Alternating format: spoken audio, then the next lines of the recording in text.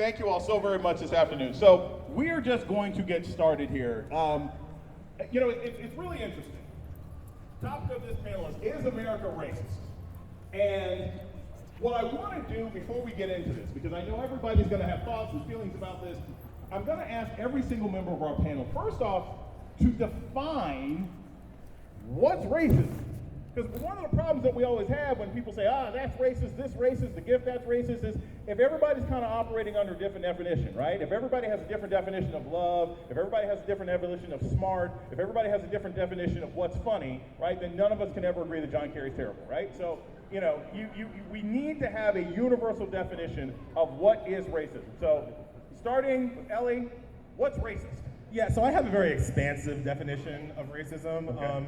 It's pretty much anytime you think you know something about somebody based only on your perception of their race. Like anytime you want to make a judgment about the intellectual or moral skills of a person based on the amount of melanin in their skin and how you, again, perceive their race, which might not be accurate at all, like that is racist. So I lump, when I use the word racist, I lump in when other people use words for like prejudice or implicit bias or whatever. I just call all that racist because I'm a writer and being careful with words is important. I think of it like the equation, the simple prejudice plus power. Mm-hmm. And I think it's instructive to actually focus on outcomes when we're talking about racism. So I'm sure Tim Wise is going to give probably the smartest definition because that is your life's work. But I think, in my role as an analyst, I think in this moment it's important to think of it as outcomes, and we're focused on outcomes and the disparate outcomes depending upon who people are, right? You can't actually have the same quality of education because of your race. That would be an example of outcomes that are the result of racism. So that's how I see it, and I think it's helpful to put it in those frames in this moment. Elwood, what's racist? My definition of racist would be attitude, perception, plus power. I think that's how I would see racism. That's how I would define it. So now that Zerlina has said I'm going to have the most intelligent definition. I'm actually pulling out a pad to take I've notes. heard you do it. So I've heard you do it. So The I'm burden is incredibly high, so this shit could be really bad. I don't know. I'm just going to say I'm going to make it not intellectual, but very grammatical. When I hear a word that ends with ISM, I know what it is. Because you think of other isms, capitalism, socialism, communism, fascism, authoritarianism. What are they? They are ideologies, but they're also systems, right? At the ideological level, we understand that racism is, generally the idea that certain people are better or lesser than on the basis of this thing called race. That's the interpersonal level that we sort of know, right?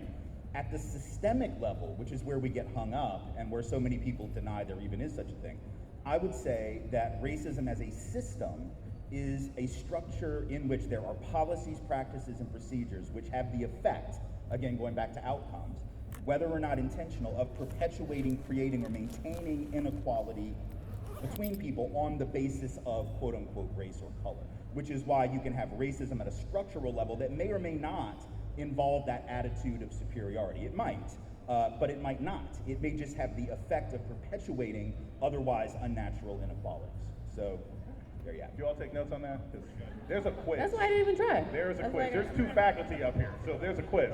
Okay, now, I know this may seem simple and pedantic, but it was important. I wanted to make sure that everybody here defined what is racism, what is racist first, because I have a second definition I'm going to hit them with that they weren't expecting. In your own words, and I know this seems like a junior high quiz, right? How do you define America?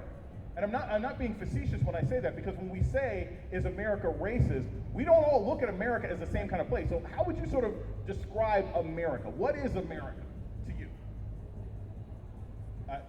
I'm not trying to understand the question. I mean, well, look, not like the sort of Donald Glover, this is America, but like, Right. do you see America as, is it the collection of people who live here?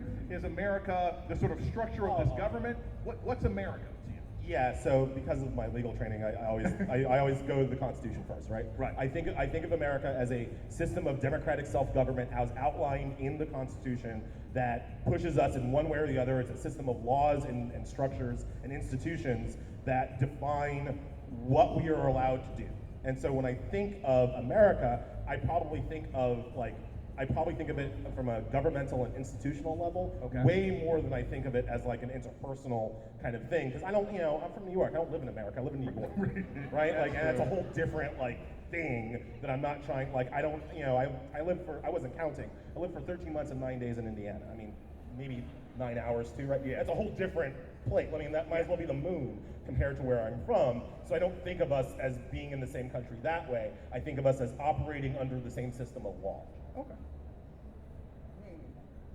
Yes, I think America is racist defined by the fact that it's an idea. Okay. And I think that that's what I think America is. So I don't look at it, based on what those people who wrote the Constitution defined it as, because I don't know that they knew what it was going to become. I think that they had an idea in their heads of a collection of different types of people that were governed by the rights enumerated in the Constitution, but that it's an evolving idea, which is why I don't think the Constitution is a document in its original form that we should be following. I feel like it is always evolving because people are always evolving, and so that's what I think America is. America is an idea that is always evolving into an ideal of equal rights for every single person who lives here. Yes, I think America is racist based on its history. I think the perception of many of the founding fathers when they began to craft and develop the Constitution, I think there was a sustained racism in our nation, and I think it's been there from past to present. And I think I would basically say America is racist based on its past, present, and likely for the foreseeable future, history. Well, given how I defined racism a minute ago, if we think of America as a system of policies, practices, and procedures, right, then the answer to this question is incredibly easy, because historically and contemporaneously, it would be that. If we think of it as an idea/ideal, though, it's very interesting. James Baldwin always talked about whether or not, and asked the question whether or not we were going to achieve our country, right? That was the phraseology that Baldwin used. Yes. What he obviously had in mind was a recognition that America, as existing at the time, was clearly racist, but that we had the potential to achieve our country as an ideal, which we had not done yet. So in that sense, in that sort of Baldwin-esque sense, right, America as an ideal is this constantly evolving thing that is not inherently or intrinsically racist. Right. It's a question of how we live that idea. But at the structural systemic level, it is indisputable that for at least the first couple hundred years of going back to the colonial period, several hundred years, this was a racist culture in society. The question is whether it still is, and that's what we'll be discussing.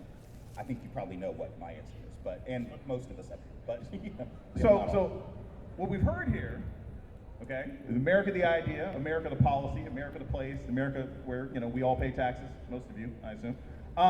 And when I think of sort of my definition of America, I tend to think of it very much culturally, which is sort of a combination of all these ideas, right? I think of the song from Team America World Police.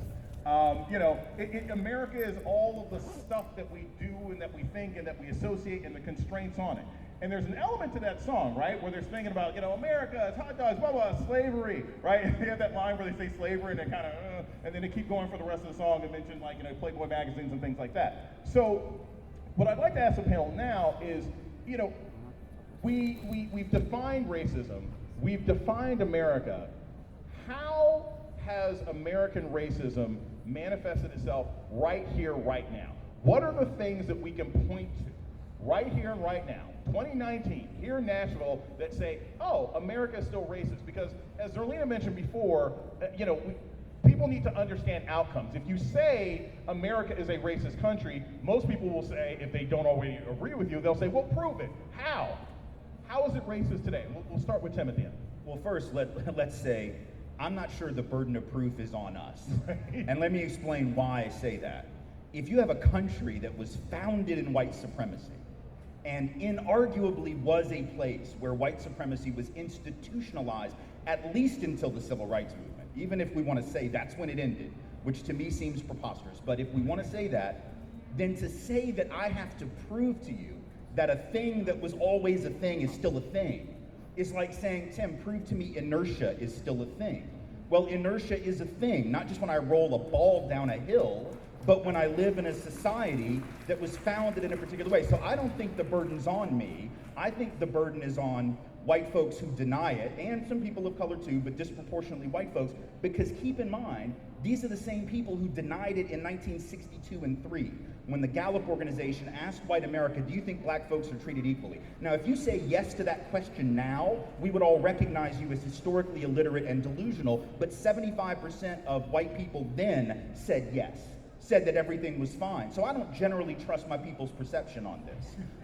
Secondly, what demonstrates that we are still that place is I can look at the data on wealth disparity, which did not come about in a free market, did not come about in some neutral universe where everybody had equal opportunity to accumulate, and the data says what? The typical white family has 15 times the net worth of the typical black family, 11 times that of the typical Latinx family. White households headed by high school dropouts now, hear me, high school dropouts, 1/3 more wealth than black households headed by college graduates. Either that is the result of a system of inequality that we still live with, or there is something inherently wrong with black people, which is an inherently racist argument based on every definition we gave. So it seems to me the answer to it, just on that one level, is obvious, but I think the burden of proof to prove that what was true is no longer true is on those who deny the truth to prove. It's not on us to demonstrate that water is wet. Right? So hopping from that, I want to go to Elwood on this. So what Tim has just laid out is like, look, this is racist. It's been racist for a long time, but you have people who will still deny that. Okay, you have black people who will deny it. You will have white people who will deny it. You have, I mean, there was just another thing, I think it was the New York Times this week, where 60-something% of white America is like, racism is a problem, reverse racism is worse. From your perception, how has or why has this perception amongst large numbers of white Americans and certain number of black Americans and brown people that America isn't racist? Why do you think people are still holding on to that in the face of insurmountable evidence and outcomes that would lead them to come to a different conclusion? Why do you think people still hold on to it? Well, first of all, let's get one thing straight. There is no such thing as reverse racism. Okay. Yes. Okay. Or or reverse discrimination. Either you've been the victim of racism or discrimination, or you have not. Okay. So that being said, I think a number of reasons are there. One, I would say, is primarily the history. It's the history. America has a very ugly history when it comes to issues of race, particularly black-white relations. And there is a denial there. I think a lot of people want to think things have progressed tremendously. Now, even most of us who really look at things really, from a realistic perspective, nobody would deny that things haven't improved in America. Okay, we know that. But yes, there is still a substantial amount of racism in our nation. And I think for many whites, they just don't want to deal with that perception. Older whites are in a different world. There's a certain denial there. Younger whites are under the impression, well, you know, we have the biggest stars in the world. You know, we have movie stars. We have, you know, people see Denzel Washington. They see, well, but Michael Jackson, he was popular when he was alive. You know, we have this, you know, we have, you know, Beyonce, you know, and therefore, look who's in television. Look who's really, you know, popular. Therefore, you know, in their perception, everything is equal. And therefore, there is no significant racial problems at all. And if it is, their perception is probably maybe some quote unquote backwoods individuals who are maybe, who are the real problem, but 95% of America is not. For people of color who are in denial about racism and say it's better, I think it's a form of Stockholm syndrome. And I think that they themselves are wanting to believe things are actually better than they were because they've been told by their parents or they've been told by media images and people around them. And, you know, everything in their environmental factors telling them things are better when reality is it does not. You remember this situation that it was the University of Chicago professors, economics professors, who put out resumes, I think this was about 10 years ago, when they had the black names and white names, and they gave resumes where they were pretty much identical in stature. And in some cases, in the white resumes, they would have misspellings and, you know, grammatical errors and everything else. The white persons with names like Bianca or Weston or Chadwick still got calls, whereas people with names like Ebony, Jamal, or what they perceived to be more black-sounding names did not. So we see right there, racism is very, very prominent in our criminal justice system. It's prominent in economics, in our hiring practices, in our residential, and in pretty much every aspect of life. And I don't think we can deny that fact. And anybody who is in denial about it is in some deep denial, and to quote Tim, is somewhat delusional. So one thing I want to add to that, which is really interesting, I did a study, I wrote this in the Source magazine years ago, about the history of naming. So in the United States, amongst boys and girls, the top black names and top white names for boys and girls were pretty similar until like the late 1960s, right? Top 5 white girls' names might have been like Mary and Susan and you know, whatever it is, and there was a tremendous amount of Becky. overlap. Huh? Becky. Becky, yeah, exactly. There's tons of black Beckys out there. And it didn't start changing until the early 70s, right? The early 70s is when you started seeing the Keishas, and actually the story kind of talked about the name Lisa, why you saw like a lot of the black girls in like 80s sitcoms were named Lisa. That was like considered a rare and dynamic thing at that particular point. But the point is that even with something as simple as naming, even when names were similar, black folk were still being pushed out of jobs, still not being given opportunities one way or another. So I want to jump to that with Zerlina. It's one thing to say, okay, America's racist, and this is what racism is, but I think the other thing people miss is that racism doesn't always manifest itself the same way. So how does racism play out differently, even amongst black people in what is an overall racist country? Well, I mean, within the black community, I think it's more of a colorism issue, right? So if you're lighter skinned, you may have internalized messaging that is better, or if your hair, your curl texture is looser, then that is, quote, better or good. And so we just associate positive terms with things that are closer to whiteness, right? Essentially, even within the black community. But I've been thinking a lot as I've been listening to the other answers to your other question.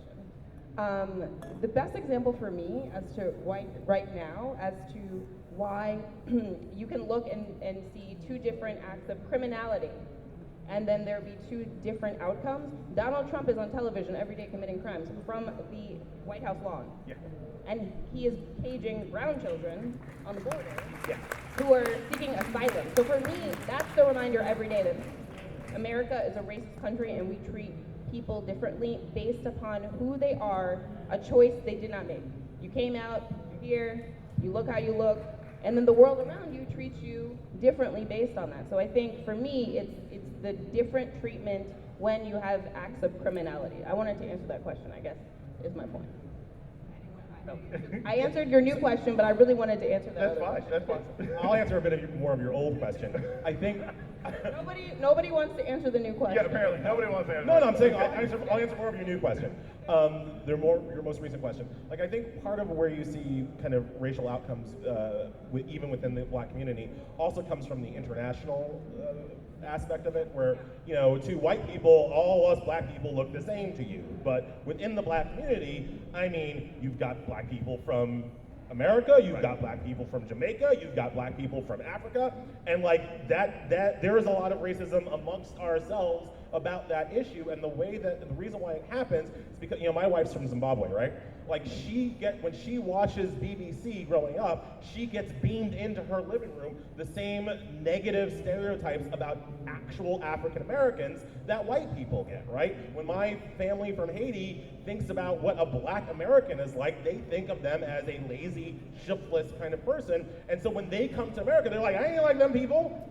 I got 2 jobs. I'm willing to work. Like they come with that same kind of immigrant like experience, which that immigrant drive and energy, which is great, but that also leads them to kind of crapping on black people who are already here because they've gotten the same media kind of training. And that is how I eventually get back to your old question, like how is racism still kind of like a thing today? And so much of it is based on how we are perceived when we are just out in public, in part because of the media, what the media tells us that we should be perceived. So like in the way that I always think about it this way is that, you know, when I walk past a cop, my entire kind of life issue is different than a white person, not because of my view of the cop, but because how the cop is going to view me, right? I could be any race under the goddamn sun, but if the cop sees me as black, then I have a problem, right? So one of my favorite little stories is that outside I smoke, which is bad, I know. Outside I'm smoking a cigarette, and this cop You get a pass as long as Donald Trump is the president. Yeah, Thank you. exactly. Well, I quit, after. and I went out and bought my first pack of cigarettes in 2 years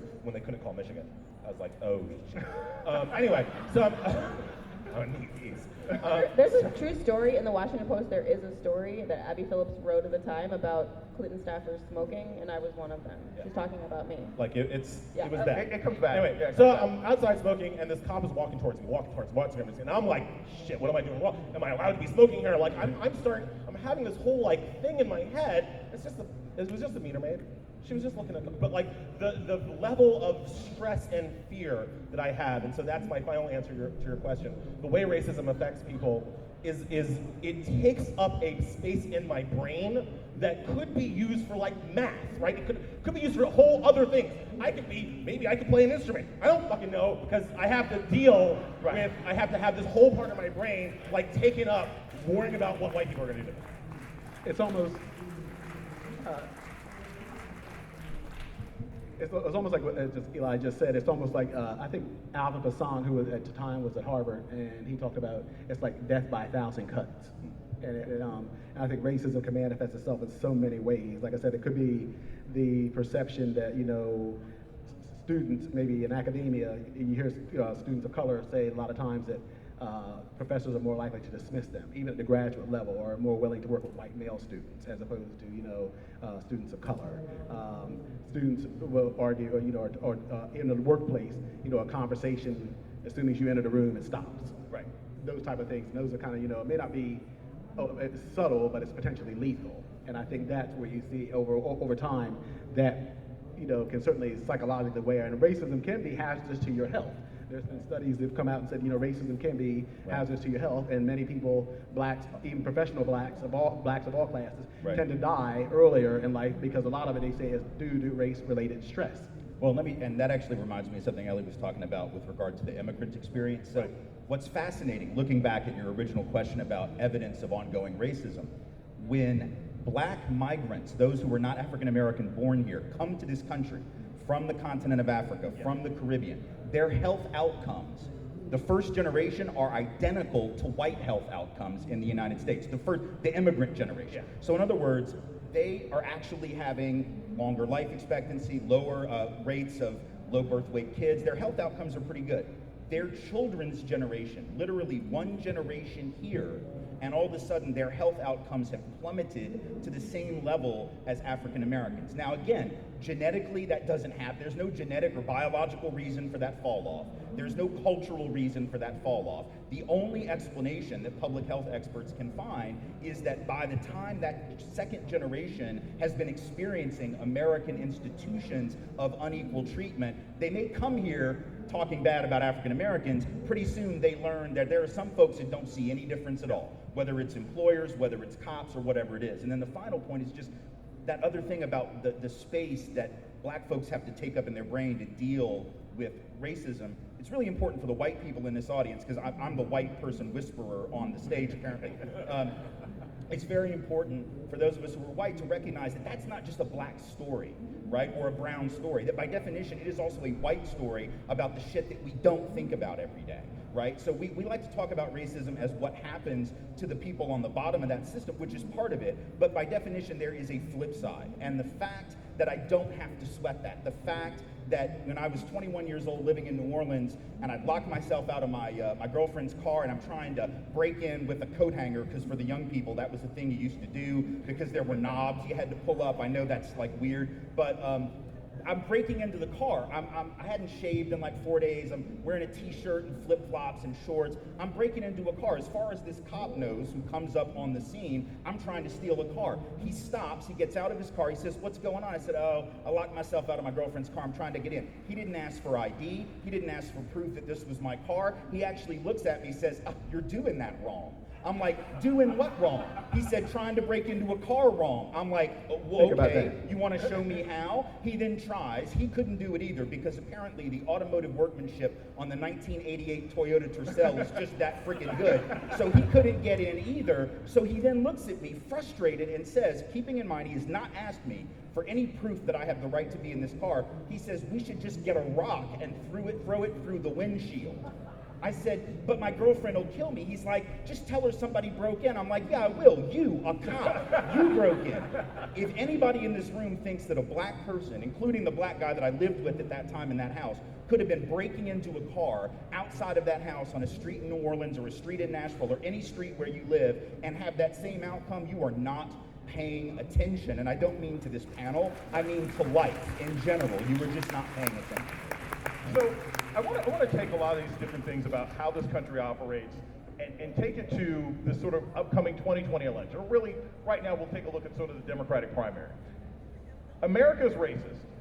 More black people perceive America as being racist than white people do.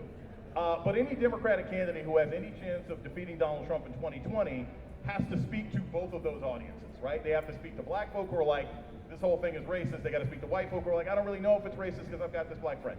So when you look at the candidates, who do you think is doing a good or a bad job of negotiating with having to campaign to black people and white people, knowing that sort of America is racist? And I want to give you guys sort of a quick example that you guys can also spin from, because I think they're all doing a fairly lousy job.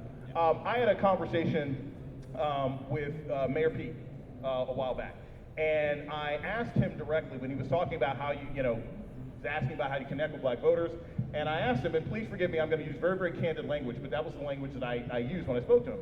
And I said, can you remember the first time you heard someone say the word faggot? And he immediately could tell me. He was on the playground, blah, blah, telling the whole story. And I said, now you grew up in Indiana. Can you tell me the first time you heard someone say nigger? No clue. No clue. And at one point he sort of stumbled and suggested, like, I don't know, it might have been a song. I'm like, dude, that's not the first time that you heard someone use that word, right? Fred did it to me. Right, exactly. It's Dre's fault. So I say that because even well-meaning candidates often have, and I told him, I said, the fact that you don't know that is sort of exemplifying why many African-American voters have doubts about you and lots of different kinds of candidates. So with that sort of as the catalyst, when you guys look at these people running, who do you think might get it in their head that America is racist and knows how to campaign that way to black and white voters? I mean, I think Kamala Harris is doing a really good job of it. I think that she is doing so. If you're not up, the issue is code switching, right? Like lots of people talk about it. Books have been written about it. Like you have kind of one code that you have when you're talking to kind of a friendly audience or predominantly non-white audience. You kind of have a different code that you have when you're talking to predominantly white audience. Pretty much every black person in America can do it at some level. Like it's just part of like our upbringing and experience. And Kamala does code switching like super well. Like she gives all these little signs to the black community that she understands what's going on and that she's down with it and she's willing to fight with it, right? Like she went to an HBCU. She never lets you forget that she went to an HBCU, which serves as both saying like, I care about these issues, and by the way, Harvard grad guy, I'm blacker than you, right? Like just reminds you of that a little bit, right? She can stomp the yard, right? She knows how to step. That all comes out, like when you see her interact with children, it's in a very kind of like black mother way to interact with children. Yet, when she goes into prosecutor mode, it cons very, very well, I think, for a predominantly white audience who maybe is not up on some of these issues, but certainly understands the prosecutorial language in which she speaks. So I think she generally does a very good job. I think Cory Booker is the example of the guy that doesn't code switch very well. Like Cory Booker, and I say that with like love in my heart because like I have the same problem. like when Cory Booker code switches to black, you can hear the gears grind, right? You can hear the like, I'm talking about Kool-Aid. Like just really has to like roll into it, and it takes them like a second, and people notice it, and it's like, oh, bro, you went to Stanford. I mean, I'm surprised that you even consider that switching. I'm like, Cory Booker has a black. Like I don't really think he does. And I'm not saying that to be shady. I think he's just like Cory's just who Cory. he is, and it's not. There is no. It's authentically that corny. Yeah, just at all. You said that. I didn't say that. I didn't say that. Anyway, so I think Cory understands all of the issues correctly. I don't think he does a great job at communicating them. And since I'm generally on the let's be positive about Democrats today, that's all I'm going to say.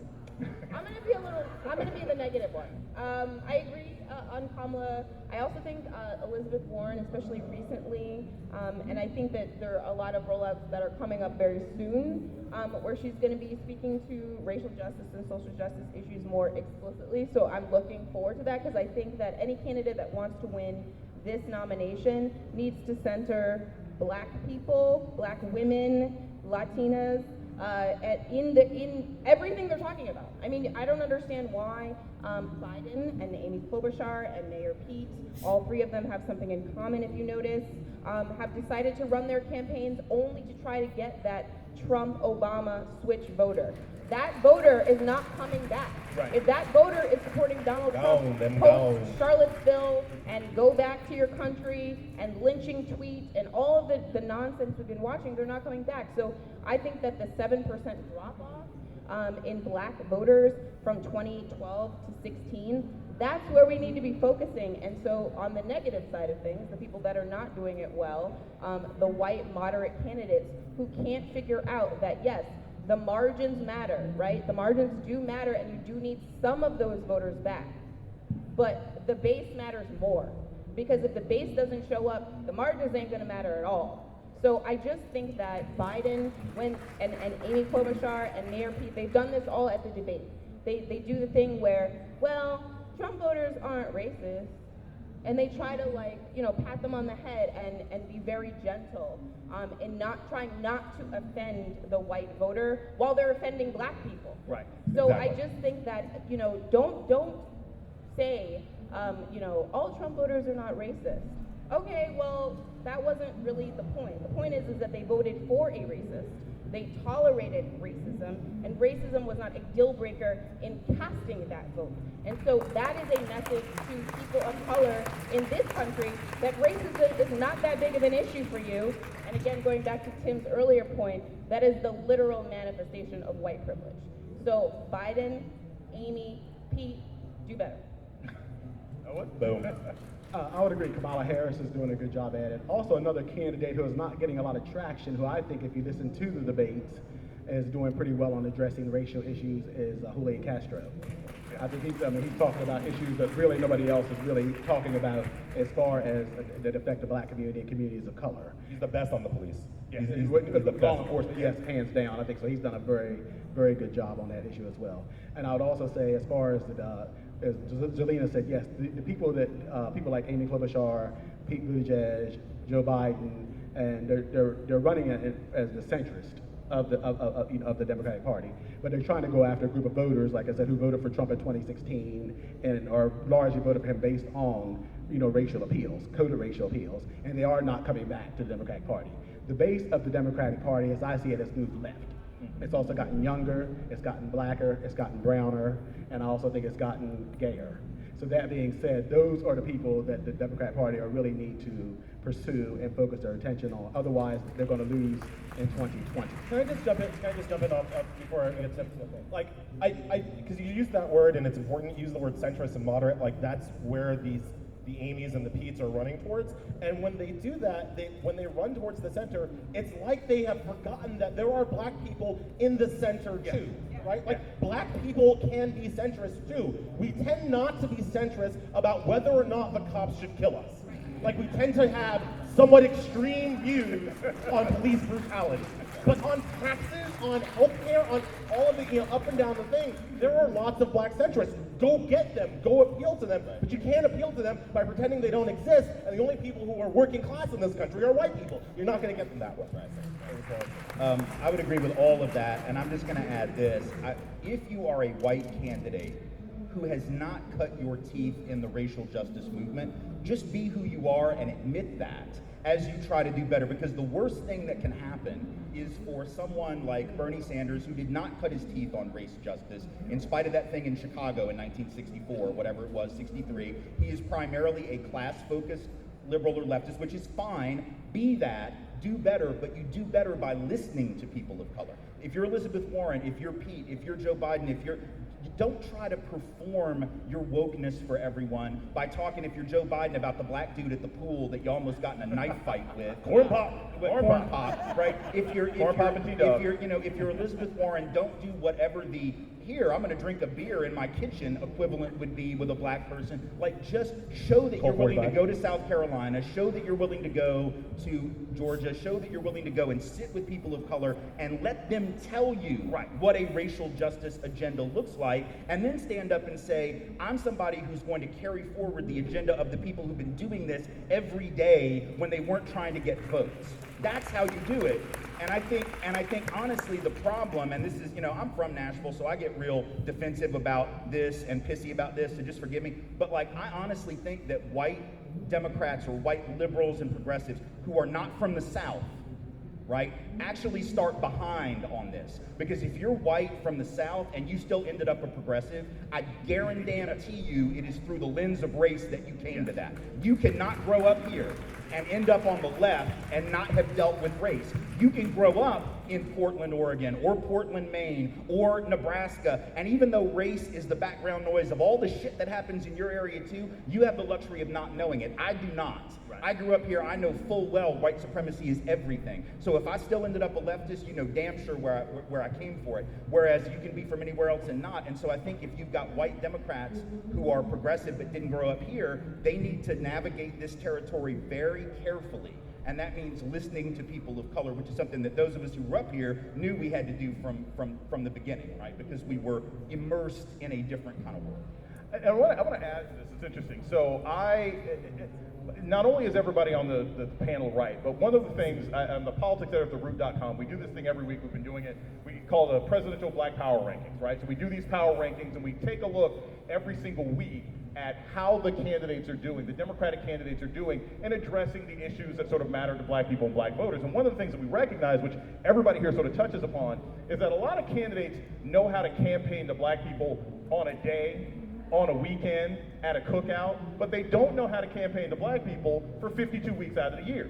And in a country where black people generally think that the United States is racist, and that our needs and concerns are ignored, a candidate who doesn't know how to address those things on a weekly basis, which is what we sort of pay attention to, is a candidate who's going to lose. And I'll use a quick example of this when you talk about the lenses that these folks come from. We have joked about it sort of in the rankings this week, but watching Elizabeth Warren go into this barbershop. Now, she needed a Sherpa, right? And I think Elizabeth Warren is a wonderfully sincere woman, but she looked like she had never stepped into a black barbershop in her entire life. And I'm like, you're a Massachusetts senator, there's barbershops in Boston, come on, this place is in Dorchester. She seemed completely confused, right? Joe Biden, and this is sort of the intricacies of racism, Joe Biden in charge of the crime bill, Joe Biden who makes up the funny story about corn pop, Joe Biden who still refuses to apologize for the crime bill, he's very comfortable in a black barbershop. So even comfort among black people doesn't mean that you're an anti-racism advocate, it just might mean that you watch the same sports or enjoy the same movies. And I think that's something that a lot of these candidates confuse. Comfort doesn't mean policy, right? Comfort doesn't mean that you're going to engage in radical change in the same way that having the majority of the black voter support doesn't mean that you're necessarily the best candidate for them. But with that in mind, so I also want to make sure we go to this. I don't like talking about him too much, but we have to talk about President Trump. Because if we're talking about whether or not America's racist, we got to talk about the guy who's actually running the country right now. And I think there are so many different ways that people sort of emotionally and viscerally respond to him being in office, but I think it's important to talk about how Donald Trump, not just rhetorically, but is actually making America more racist. And there are levels at which he's making this country more racist that we will be dealing with long after he's gone. Him and Jared and the rest of his family, who I promise you will run. So, feel free to volunteer. Each one of you just jump up.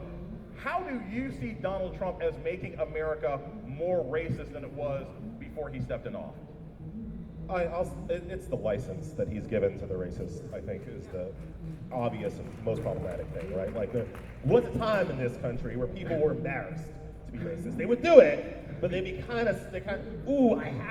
really need that job, so I'm just gonna be a little bit racist right now, just to get the job, and then we're all cool, right?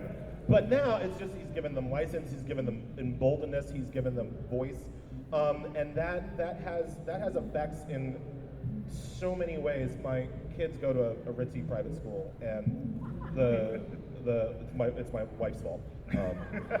I'm lying. And the kinds of things that at this very elite liberal private school, the kinds of things that people feel emboldened to be able to say to me now versus what they would have felt like they could have said to me 5 years ago just floors me sometimes. Just that, people who think they're not racist or whatever, but Trump has set the bar so here. Now we've got parents being like, well, do you really think it's appropriate for you to like make my son feel bad for being white? I'm like, what the hell? What the hell are you talking about? First of all, I'm not making your son feel bad for being white. Second of all, he should feel bad for being white, but that's something that he's gonna learn when he's a teenager. Like what, and three, ma'am, this is a Wendy's. Like what the, like we you know, we're at the Chuck E. Cheese and you're like putting this on the table right now. Like what the hell is wrong with you, right? And that's the kind of thing, and again, it doesn't seem like it's for a lot of people, they don't make a direct line from Trump to that. I make a direct line from the president being such a big boiling ball of hate and derision and disgustingness that what trickles down is that your own hangups, your own issues, your own racist kink feels so much more acceptable that you can just like lay it out all in the street, whereas before you'd at least be embarrassed by yourself. I want to add something before we go to Zerlina. And this is seen on so many different levels. It happened under Bill Clinton. There were sociologists who studied how certain sexual mores and experimentation with kids after the Starr Report started to change. There are things that happened under Barack Obama. I had a student who, right after Trump got elected, he used to teach, he used to coach like a junior high soccer team. And one kid used to attack other kids on the team and say, "I'm going to grab you in the pussy." Now, as bad as that was, when he told the aggressive student's parents what he was doing, they laughed and said, "What's the big deal?" And that completely trickles down from the President of the United States. So, we see these things not just in our interpersonal interactions, but also sort of policy ways as well.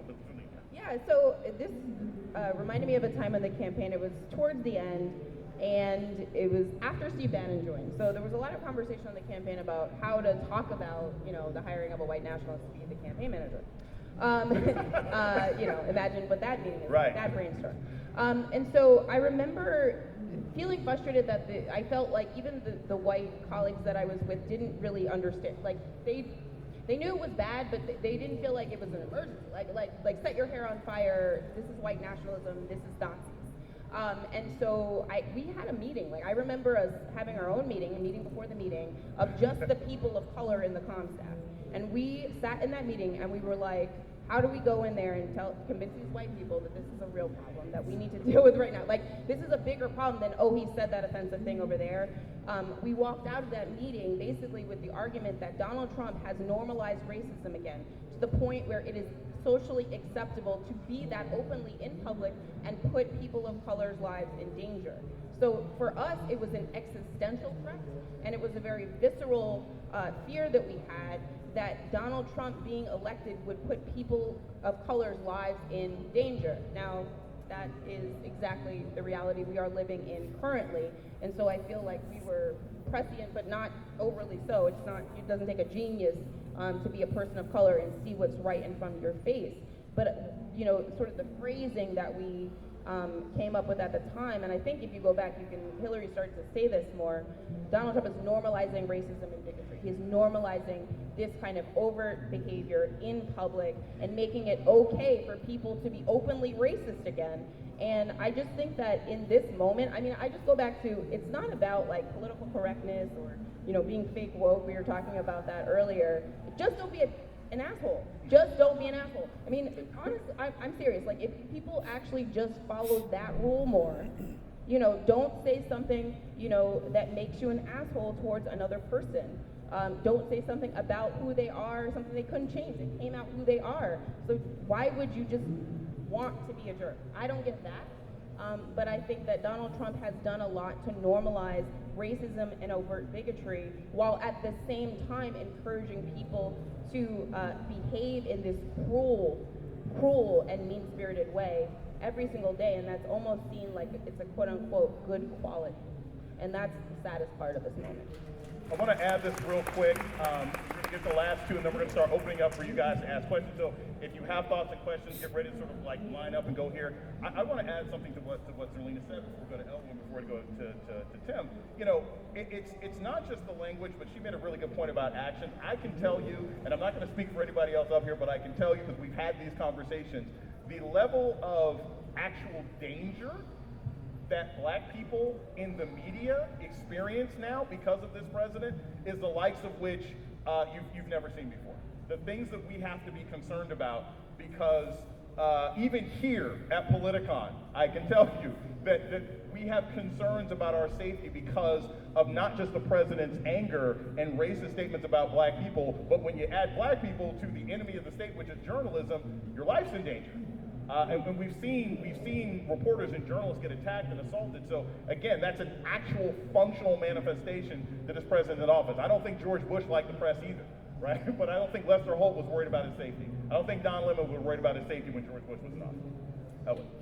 I would say that America has, as we said earlier, has had a foundation of racism. But I think America has periodical acts of overt racism. And I don't think this is the only time we've seen that overt racism. I think what we've seen, we saw it during the Reagan years as well. And some of us who were teenagers at the time, younger, but I think there was a message during the Reagan years that it was okay to be overtly racist as well. And Ronald Reagan was not, it was probably more code words and subtle, maybe welfare queens and, big black bucks and, forced busing, it was more subtle. But I think there was still a there was a very segregationist mindset and a very, very racist mood during the Reagan years as well. So I think that was So I'd agree with all this, and I would say, look, the most basic level, this administration is predicated, even in its slogan, to giving the middle finger to people of color. And here's what I mean. You walk around the convention hall, you got folks wearing their MAGA gear. I know some of y'all do that shit just because it pisses off the libs and you want to own the libs, whatever. Buy your cheap ass Chinese made gear for the guy that says he's going to make America great, whatever. Do your thing. But here's the problem. When you rock that gear, you at least need to acknowledge that even if you aren't doing it to be deliberately an asshole to people of color, what you are saying is your history, your story doesn't mean shit to me, because there is no way that someone even remotely literate could say that there was a time in this country that America was great for black and brown folks, or that it was great for LGBTQ folk, or that it was great for anyone that wasn't Christian, or that it was great for women as women. Look, women as women could not get loans in their own name until 1971 when the Equal Credit Opportunity Act was passed. So what you were saying is, make America white, whether you acknowledge it or not. The effect is to say, even if I don't hate you, I care so little about your story that I can just basically flip you off every single day. So it isn't a question of whether those boys from Covington, Kentucky were doing war whoops or not, or saying build the wall or not. They were wearing that hat in Chocolate City, and they were saying to the black people who mostly populate Washington, basically, fuck y'all. That's what they were saying. And if that's not white supremacy, I do not know what white supremacy is. So if you're gonna wear it, but own what it means by definition. That's the shit that I need people to do. And I think that also goes back to, a lot of times these controversies about the blackface incidents that have been happening at, college campuses, or even Justin Trudeau, who just won re-election as Canada Prime Minister, wore a blackface, and he was supposed to have be a liberal progressive for Canada. And I think that's a message too that a lot of these young kids are saying, people tell them this is offensive, whatever, they're basically saying screw you, they don't care. I mean, the fact that they're doing this over and over again as well. One thing I would also say too is that one of the advantages, this advantage in a negative way that Donald Trump has, that maybe previous other presidents did not have, is social media. And I think they're able to use racist things, able to use social media, and able to get their messages out there. I mean, he's a president that tweets on a daily basis and insults somebody, or something or someone. So I think with social media, we're beginning to see a lot of these dynamics that were always there, but they're being much more open to the public, and public has much more of an insight on them because we live in an era where there's social media. But it's also been beneficial for progressives to use social media, but on the same token, it's also been very beneficial for racists to use social media, because both sides and both camps can use the internet to their own advantages. I like to always point out, and this is just off of Tim's point, that one of the ways that this country is so racist is that I can't piss off white people with my clothes. I would want to. I obviously try, right? But this country is so racist that I can't even figure out what it would be, what I would have to look like, what I would have to wear to tell all the white people to go fuck themselves. I can't, that's not an option for me, right? And that's how racist this country is, right? So, it's the defense of my hair, really. Now, what I want to add also, like I said, we have microphones here. There's probably other microphones you can grab. If you have a question, I will say this comes from my academic background, okay? I always say this. The most terrifying statement in all panels is, I have a question and a comment. Okay? So please, we will be here afterwards for you to chat. Please try to ask a distinct question. I will try and help you get to a distinct question, and then we'll have one or two people answer it, and then we'll try and get to as many people as possible. So yes, ma'am, say your name and what is your distinct question?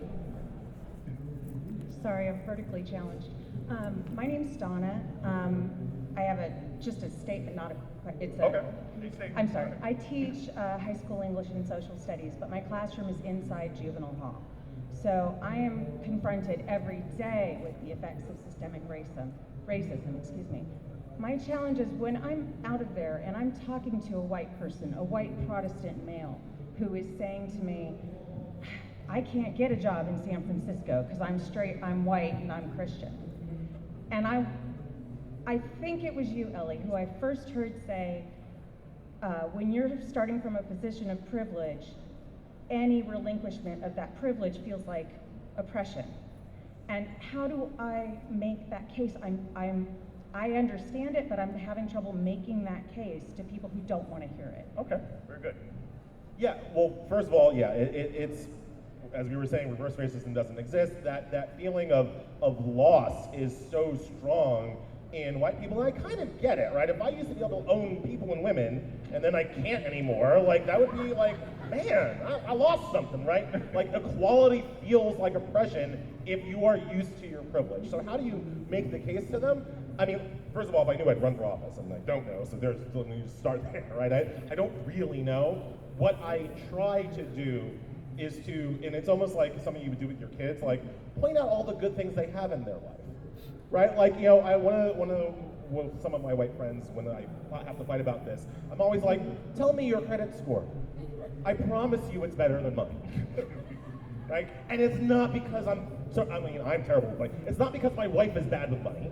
It's because of, like, you know, and then we can start getting into, like, the historical, you know, redlining some of the historical challenges that my parents faced, that their parents didn't face, you know, blah, blah, blah. But, like, the thread that I try to pull is to get that white privileged person to acknowledge even one thing that he or she is actually privileged about, and then kind of pull the thread from there. Well, not to mention, it's just not true. Like, there are plenty of white, straight men. First of all, the tech bros in Silicon Valley, most of whom are straight white men, live in San Francisco because they're like the only people who can. Right. So I would ask that person, like, how do you know that? Have you gone there to try to find a job? Is it possible that you just didn't get the job because there was somebody else more qualified than you? That speaks to that mentality of entitlement. But all these places where white folks say they can't get a job, if that were true, white unemployment would be double black unemployment, and it's not. It's the other way around, even with a college degree. So I would ask that person, like, I understand your frustration, but can we actually look at what the evidence suggests as opposed to what you've heard on talk radio or somebody told you that just isn't true, right? Okay, next person. College-educated whites, we know, is a part of the electorate that's particularly loyal to Donald Trump. In 2020, if you're a Democrat running, do you reach out to this portion of the electorate? And if so, what do you say? So I would actually answer that and say that's true, except I would extrapolate out non-college educated white women and make them a distinct group from non-college educated white men, because actually it's Donald Trump support is among the men. What we saw in the 2018 midterms is basically a rush, a dash away from the Republican Party among non-college educated white women and also suburban women, which is why so many of those swing districts in the House went to Democrats in the midterm elections, and we netted 40 seats when nobody was predicting a number that high. So I do think that yes, you reach out to that group, but I think that you probably have a better time reaching out to non-college educated white women and talking about policies that actually will work to make their lives better, like universal child care and universal pre-K and equal pay, raising the minimum wage, right? So targeting that specific group with policies and speaking in terms that resonates with them, like this is how this policy that I'm proposing will help your life, get better tomorrow, and in these specific ways. Though that's, I think, the best and most effective message. I think some of the candidates are doing a better job of that than others. But the non-college educated white men, I don't know if that's our problem, right? I think that that's a complicated and nuanced analysis in terms of why they are supporting Donald Trump, despite all of the reasons why they should not, including that his policies are actually hurting them, right? But I think that, that's deeper than just coming up with a message that would resonate. So I think that you're more effective in targeting those non-college educated white women. I would break that group up into two sections, even though it's not a binary, but that's a whole other conversation. Hi, my name is Peter. I'm from Texas. I immigrated here when I was 5 with my mother, who's a single mother, and she's a maid. When we came here, we kind of had that same upbringing, how immigrants said, don't be like these Hispanics, because of whatever labels we want to say. But when we came here, we were raised in a way of thinking this was the best place outside of America. There was no other options. So my question for you is, do you believe, though, America's racist? Yes, but are we doing the best job of all the countries? I love this question. Okay, because I love this question because I spent a lot of time thinking about it because my wife is from sub-Saharan Africa, and I often think about we should move to South Africa. She's from Zimbabwe. I want to move to South Africa, and my wife consistently tells me, you have no African skills, they will eat you alive. I think that there are many places that are better for black people than America. What I think is the problem is that those places have their own other issues and hangups and whatever.